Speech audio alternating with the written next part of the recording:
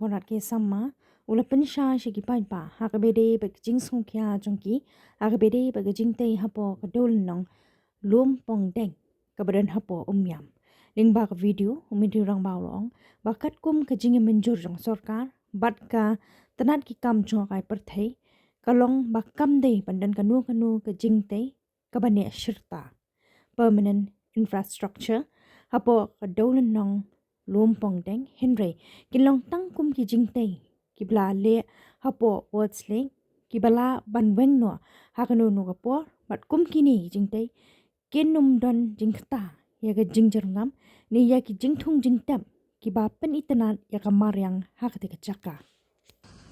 Dear friends, there have been some concerns that have been raised in the public regarding the Lumpongdeng island. I would like to take this opportunity to clarify to everyone that in the agreement that has been signed, the government and the tourism department has made it very, very clear that there will be no permanent construction that can take place in the island. So therefore, the concerns that are there that the entire island will be made into a concrete setup is completely wrong.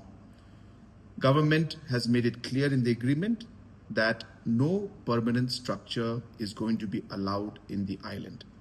But in order to ensure that we're able to take advantage of the location, temporary structures, shamiranas, pandals, and temporary stalls, which are going to be dismantled once the program is over, like we do in Watts Lake.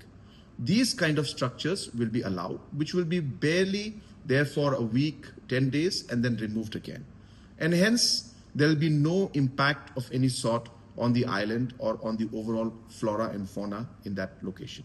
And hence, I would like to clarify this and inform everybody that there is no major need to be concerned.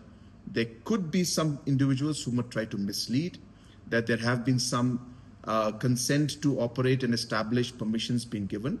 That is as per the Forest Department's permissions, which means that Forest Department has said that in case the permission has to be given, it can be given as per the Forest Department in certain sections. But to take that also into consideration, we have ensured that no construction will be allowed.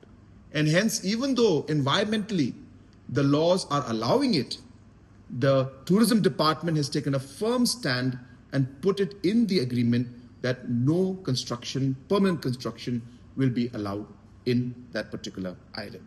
So I hope with this small clarification that the concerns of the citizens will be addressed. Thank you very much.